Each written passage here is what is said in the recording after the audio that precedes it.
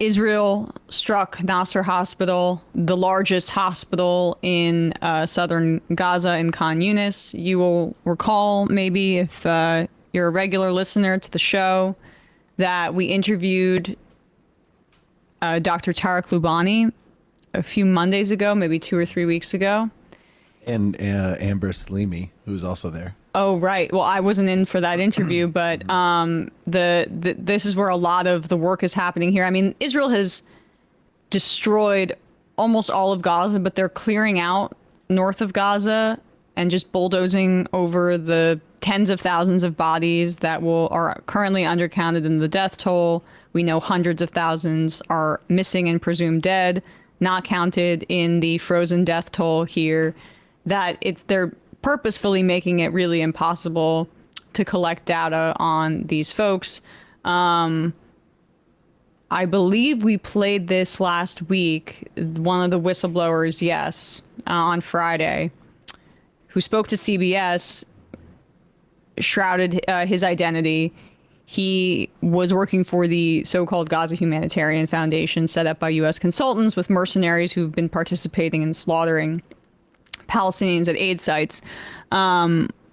He was saying that he was responsible basically for shoveling a bunch of rotting body parts of human beings mixing with animals and putting them covertly in backs of trucks. Gore.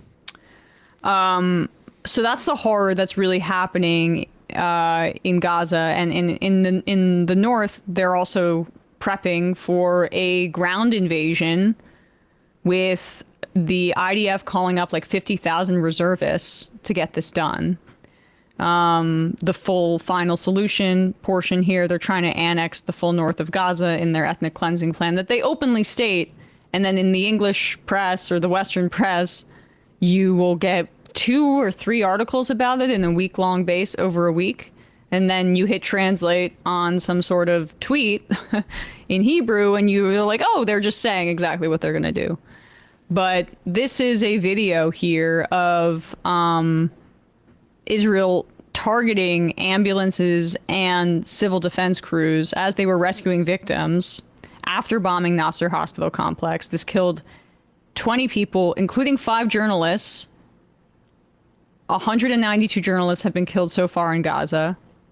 You can compare that in just another horrible conflict with Russia being the invader here. Just compare it to what's happening over in Ukraine, but 18 journalists have been killed there. This is a systematic targeting. And one of the 5 that they killed in this attack on, a hospital, they're not even bothering to cover this up anymore. Remember our debates about how they were claiming a Hamas misfired rocket hit this hospital early on in the genocide. Now they're just saying they're doing it. Yeah. David Pacman. One of the journalists killed was a freelancer for the Associated Press. So when Western outlets get affected, are we going to see anything? I mean, probably not. We saw how they reacted to the Gaza. AP didn't even put the name of the journalist in the tweet. Yeah, this was It was Target. What I've been reading is that they had a surveillance helicopter out. The whole time they bombed the hospital, and then waited until rescued workers came in, and then and you'll see. I mean, if you don't want to watch this, it's pretty intense. But, okay, yeah. You'll see that this bomb is launched at these people. Yep. Right here. So, as Brian just described, this is the obviously difficult to watch. But this is the double tap, which Israel frequently does when rescue crews come after the first bombing. They attack the rescue workers. لا حصل الآن خليك يا الله راح الدفاع المدني قتلوا الناس راح الدفاع المدني قتلوا الناس استهداف كبير الآن كما تشاهدون في هذه الصورة تدمير كبير. This is sport for Israelis. They're shooting children in different places on different days as a part of the sport. That was another report we got. Some days it's their head, some days it's their genitals. Yep. Some days hit them in the legs. Who cares? It literally is sport, and we don't hear that at all. Here is a post on Twitter where you can compare as I just alluded to here, the English translation in the Jerusalem. This is an English Israeli publication. This isn't translated. Sorry. An English post versus like an English language paper reading of it. This is the Jerusalem Post versus what they're saying in Hebrew on TV in Israel. IDF admits mistaken attack on hospital killing journalists, other civilians, is how this is framed. Now let's go to channel 14 in Hebrew. Our forces operated at Nasser Hospital, which became a terrorist headquarters. In the past 24 hours, the level of fighting in the Gaza Strip has increased, and a targeted attack was carried out on the Nasser Hospital complex in Khan Yunis, which was serving as a terrorist headquarters. We are currently attacking terrorist headquarters and eliminating those terrorists, including those who disguise themselves as journalists. There you have it. That's their analysis of it. Mistake in English, success in Hebrew. Exactly. And the Western press is entirely complicit in this. Now, in the West Bank, the escalation of their annexation efforts continue. The long kind of forbidden settlement project, E1, which is between an already existing large West Bank settlement and East Jerusalem, which has been illegally occupied by Israel since 1967, but is legally Palestinian territory. The project in between them, if you can think about them being on each side, but it being Palestinian territory in the middle, and that Palestinian territory being the West Bank, this would create a settlement in between the occupied East Jerusalem area and almost create a larger settlement combining E1 with the already existing one, which creates immense geographical obstacles to the idea of a Palestinian state because you are segmenting the land between East Jerusalem and the West Bank. Divide and conquer. And this has been a desire by the Israeli government for around 30 years, and Trump is the first president to let them do it. So Jasper Nathaniel, friend of the show, was on with the PodSave hosts here. And this is him recounting a conversation they had with him off mic, I think. Oh, I'm sorry about that. Okay, yeah, thank you. This is, apologies, Tommy Viator, Ben Rhodes on Pod Save America, or their show Pod Save the World, which is the foreign policy one with Rhodes. This is them talking about their conversation with Jasper, which lays out what I just mentioned. But also, Ben, I talked to Jasper on the phone for a while today, and I do think he makes a very persuasive case that what is happening in the West Bank, it's a crisis. Yeah. And every liberal you hear talking about the need for a two-state solution, or all just sort of ignoring the fact that it is about to be rendered an impossibility because of this settlement expansion that is enabled by this settler violence, that is also enabled by the fact that Smotrich was basically put in charge of all these settlements even before October by design 7th. Yeah, and this is all sort of by design. It's just like this death by bureaucracy that is sort of hard to cover, and it can sound like boring and bureaucratic, but it is, it's a crisis. Yeah, the only thing to add to this, because look, these settlements have been going on for decades. They've been particularly accelerating under Netanyahu, particularly accelerating under this recent government. If you look at a map, there's no viable contiguous, that means connected, Palestinian territory in the West Bank anymore. There's these little islands where Palestinians live that have been, are these shrinking islands. The only thing I want to add to this is you're going to see some weird, argumentation from Netanyahu supporters that it's Macron's fault or something, right? Because Emmanuel Macron recognized the Palestinian state like at force. That is utter bullshit. They've been doing this last year, 2 years ago, 3 years ago. There's a reason Smotrich is in charge of this, right? 70 years. So just please discount that argument. They would be doing this whether or not European countries were recognizing a Palestinian state. It's good to see this conversation happening. This is what we've been begging for, which, Tommy is a good egg and has been in the Pod Save world, like their best voice on this, and has been ahead of it too. But the Democratic politicians need to catch up and catch up quickly. I mean, even our best, and I tried to ask Maxwell Frost about it a little. Like they're unprepared to deal with it because there's no real constituency within the party to talk about what is the actual truth of this, which is that this has been for decades already at this point a one-state reality.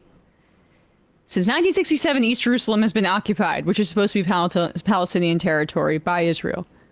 The West Bank has been settled, and the settlements have accelerated, segmenting and illegally taking Palestinian land in their largest landmass area for decades, as they mentioned, really accelerating recently. And the Gaza Strip has been an open-air concentration camp for decades as well, which their strategy there is just genocide and eliminating them in that way. And all of those three territories that I just mentioned are under Israeli control explicitly, basically. I mean, they had this plausible deniability about the West Bank that was aided by our politicians, but like, this is what the reality is. The whole territory is controlled by Israel directly. In the case of Gaza, they control the entire border, and we're supposed to be like, oh, Hamas, it's really such a threat. You mean the group that that is imprisoned in a ghetto? They're the threat to like the colonial outposts of the world superpower? Give me a break. There is no future for a two-state solution. There never has been, but especially over the past 2 years of genocide, this should be clear to people. Yeah. It's one state from the river to the sea with Israelis and Palestinians under the same jurisdiction. And you're going to be watching this and saying, like, Emma, how can that be possible? They hate each other so much. It's so intractable, all the violence and bloodshed. And even if you're not flattening the power dynamics there and saying, like, after everything Israel has done to the Palestinians, how can this be possible?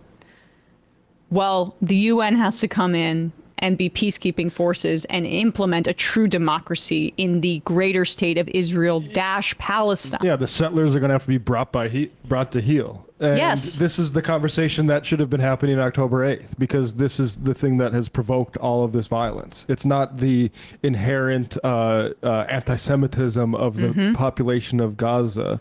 And that's why Jasper emphasizes on the West Bank, because not that it justifies anything, that Gaza, which has a colonial context and a colonial conquest context, there's no Hamas in the West Bank, and yet the Israelis are gobbling it up anyway because they see, and it's not even just the right. It's Bill Clinton talking about Judea and Samaria in fucking Michigan on the campaign trail last year. And this was written in 2003. This is from, I think, the most important essay on this topic that's been published in the West in sort of like recent history. It's a essay by Tony Judt. It was in the New York Review of Books called "Israel: The Alternative." And he writes, thanks to its occupation of the lands conquered in 1967, Israel today faces three unattractive choices. It can dismantle the Jewish settlements. Put that up, Brian. It can dismantle the Jewish settlements in the territories, return to the 1967 state borders, within which Jews constitute a clear majority and thus remain both the Jewish and a state and a democracy, albeit one with a constitution and an anomalous community of second-class Arab citizens. Alternatively, Israel can continue to occupy Samaria, Judea, and Gaza, whose Arab population, added to that of present-day Israel, will become a demographic majority within 5 to 8 years. And this is where you have to remember, this is the context for a school a day of children being killed over the past couple of years. Will become a demographic majority within 5 to 8 years, in which case Israel will be either a Jewish state with an ever larger majority of unenfranchised non-Jews, or it will be a democracy, but logically it cannot be both. And yeah, that's John something Kerry. that John Kerry said. And here's the prediction that really kind of turned out to be right on the money. Again, this was 2003 in the New York Review of Books, one of the main publications of American liberalism. Alternatively, Israel, or else Israel can keep control of the occupied territories, but get rid of the overwhelming majority of the Arab population, either by forcible expulsion or else by starving them of land and livelihood, leaving them no option but to go into exile. In this way, Israel could indeed remain both Jewish and, at least formally, democratic, but at the cost of becoming the first modern democracy to conduct a full-scale ethnic cleansing as a state project, something which would condemn Israel forever to the status of an outlaw state and international pariah. That's exactly what happened. And that was 2003. And so I do like that we are, and I applaud like Jasper for talking to those guys and bringing them around to this. It's high time that we started talking about what the real obstacle is here, which is conquest that we sponsor. This E1 thing is just the biggest thumb in the eye, but this has been going on for decades, for as long as we've been alive. Yep. That these people's land has been stolen, and the justification has been the Holocaust, it's anti-Semitism. It's bullshit. It's bullshit, and the IDF members who are just like sending tank shells into hospitals, they know it's bullshit. They laughing at us. Oh my God. Yes. The Israeli population, half of them think that Fox News, from a poll from a few months ago, is biased in favor of Palestinians. And that's not even the worst statistic. It's something like, up to 70% of Israelis are in favor of ethnically cleansing the entire Gaza Strip. This is what happens. It's not because of people's DNA making them inherently good or bad or whatever. Or even their holy books. It's about indoctrination from the beginning of one's life, including having to mandate military service, which is about basically keeping a population of impoverished people trying to return to their homeland in check, and making your whole society about fearing that other group. And they have been so dehumanized within Israeli society that there's wide support for this. It's settler colonialism. It's the structure. And here's just for some optimistic stuff. Palestinian author Gada Karmi and Israeli author Avi Shleim talking about what the actual solution is here. What are your views about a solution? Yeah, very good question, and one that everybody should be asking now. My starting point for that is that, very simply, I want to go home. Very simply. Not only me, but millions of other Palestinians. 5 to 6 million of them are living in camps, and others are living in exile. We want to go home. Now, the question then is, how do you accommodate that, which is a fundamental and basic demand, which must be met? The answer seems to me to be clear. We have to share it. We have to find a way of sharing the same land. Let us live together. And the only way we can do that is in a democracy. We have to have a state which is democratic, unlike the current state of Israel. Can you pause it actually just for a sec? But do you hear that? We're told over and over again, to the point where you got the question, why do you insist on this being the case, that Israel is the only democracy in the Middle East? Was Jim Crow a democracy? Like, it's within the United States. Thought of itself as one. They voted, right? There was some voting for some good Southern gentlemen down there. Was that a democracy? Some black people could participate if they passed. They could pay the poll tax. They could pass the tests that were stacked against them. Some people could, if they were good, some of the good black people, they could be allowed to participate, but not really, right? Okay. Democracy. We have to have a state which is democratic, unlike the current state of Israel, which is democratic and gives all its citizens equal rights. That's the answer, in my view. Humane, just, and the only possible one, frankly. Most interesting, and you and I have moved along parallel trajectories and reached the same conclusion. One democratic state is the solution. But I did not reach this conclusion in the distant past, but in the last few years, because for many years I was a supporter of the two-state solution. But Israel has destroyed the possibility of a two-state solution. By building settlements, by building the illegal wall on the West Bank, which cuts off the whole of Jerusalem from the West Bank. Israel, by its policy of creeping annexation and building the wall, has denied the possibility of a viable Palestinian state and a territorially contiguous Palestinian state. The reality today is that there is one regime from the river to the sea, and it's a Jewish supremacist regime, an ethnocracy in which one ethnic group dominates the other. There is another word for this phenomenon, and that's apartheid. That was there when? You go. That was actually a year ago, I believe. Amazing.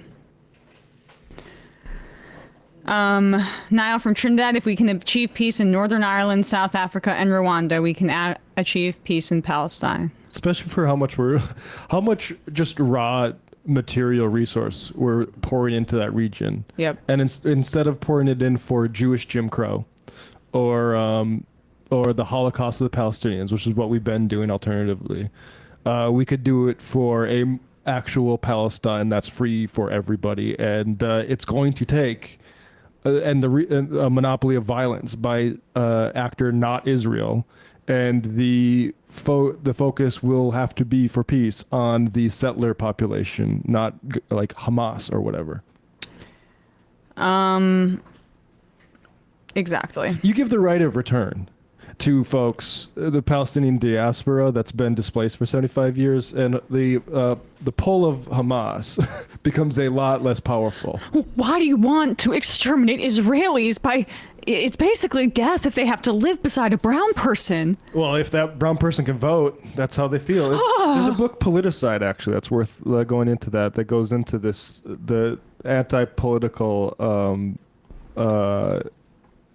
Politicide. I forget who wrote that. Ariel Sharon's War Against Palestinians. Yeah, by Baruch Kimmerling. Okay, I just don't know if we want to go down this road, if it's going to hurt some Western Zionist feelings, because I think we're all aware of what's most important here. Some rich person in, like, Pennsylvania or whatever doesn't have to feel afraid and not examine like anything about their fear being based in racism or anything like that. We just have to Afrikaner panic. Just enclose around them. Racial Sederista. The American media is so fucked. From the river to the sea is considered ambiguous condoning of genocide, while Israeli ministers and newspapers can say, we want to literally kill every single Palestinian, and shitlibs will be like, actually that's not genocide because Hamas or something. Salt Lake Kyle, I think it's clear the reason people like Bernie struggle to say the word genocide is the fact that it opens up legal culpability for everybody in power who facilitated it. Yeah. It's clear to me that this has downstream effects, including on people like Frost. It's no excuse, but these good reps need to get it together before Marjorie Taylor Greene becomes the strongest voice in the House on this other than Rashida. I'm increasingly convinced that is, look, there could be some sort of soft, either Bernie has some sort of old-fashioned Zionism, or maybe AOC has some liberal J Street type of Zionism. But I do think that it also, you have to look at what's going on in the UK. And where Corbyn's pressing is actually where it should be pressed, which is like, okay, if we're guilty of genocide, what does that actually mean? And it's not just vote them out. There actually has to be, that's a crime. Exactly. Actually. And so, I had Ro Khanna on Left Reckoning, and, I kind of regret not saying like, oh, it's just, because he's like, oh yeah, I think that people are going to take a toll in the next election. That's not good enough. Sullivan and all of Biden's advisors, they should be interrogated. Yep. Like this is a crime against humanity that we've just had to endure. In addition to like what it's meant politically, it has to be punished. So I think that is the tricky thing, where if you start saying genocide, right, Joe Biden is guilty of genocide. But why? The party is. Both leaders of your party are guilty of genocide. Yes. And why do we talk about Bush and the Iraq War era and the failures of that so much? Like, I mean, if we had a precedent for prosecuting the Iraq War, maybe this would not have happened.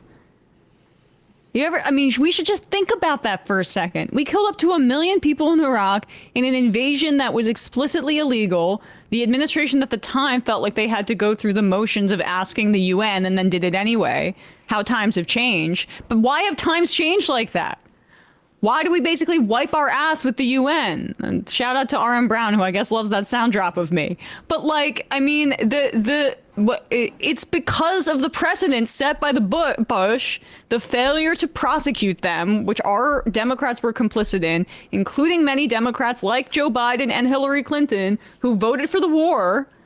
And now we're at a point where we're committing active genocide, and we can't dream of the idea that some of these people would be held accountable. And what does that do to the American population and their viewpoint about democracy? How are we selling democracy to people when they can see our elites commit the most unspeakable crimes, whether it's raping girls or committing genocide, and then there's no recourse, and you wonder why folks are cynical and just want to elect a guy, at least he'll entertain me and maybe he'll be good on the economy. They say he's racist, but who cares?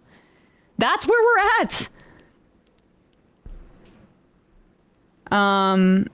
Penny in New Mexico, regarding Bernie not using the word genocide, it's possible it's because some of his family died in the Holocaust. I'm not saying it's right. I'm just offering a potential non-political explanation. I hear what you're saying, Penny, but it is not an excuse regardless. It's a worse excuse, frankly, than the one we're just talking about. That's a failure. That's an abject failure if that's the only excuse he has, frankly. Like, it's not, that's not, yeah. That's frankly not as credible. I mean, I don't know if this is even true, but I think it's important. You can make this rhetorical point to people like Holocaust denial is somehow more defensible. This is a thought experiment. I don't really feel this way. But then genocide denial in the active time in our current moment. It's not defensible, but Zionists are denying an ongoing Holocaust right now. It is more morally repugnant to deny a Holocaust in the current moment when you have the opportunity to put a stop to it than to do so and have conspiracy theories about the past and our history. I really do feel that way. I mean, Zionism owes the state of Israel owes its existence to the Holocaust. It was just dismissed as a bad idea before the Holocaust.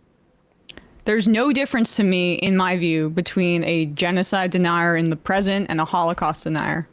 Yeah, the people that are saying, this person had a pre-existing condition, the starving child, you are David Irving. Yeah, and Penny was just, trying to give an explanation, but I'm saying, like, we need that one. It's just not.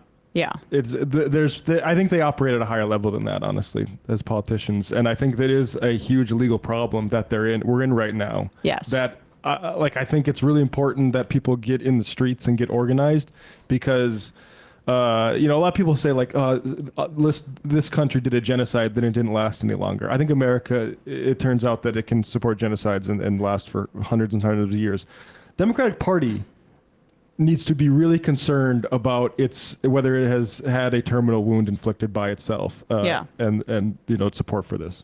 Penny in New Mexico adds, I agree it's not an excuse. However, as a Jew, I recognize the unresolved trauma and overly entitled victimization. I understand. Yeah. No, we're just, we're popping off about not your explanation for it, but just when we've heard this used before and how it's frustrating. Yeah. And I think it's like that one is more overcomable than the other one, which is, what do we do about Joe Biden and Jake Sullivan? Oh, and all these people, Anthony Blinken on the Center for American Progress board now. Yep. He's guilty of genocide. He should be in The Hague. Yep. Hey, folks, don't forget to hit the subscribe button and check out our daily show. We do it every day at 12 p.m. Eastern for about 2.5 hours. We even take phone calls. You should check that out.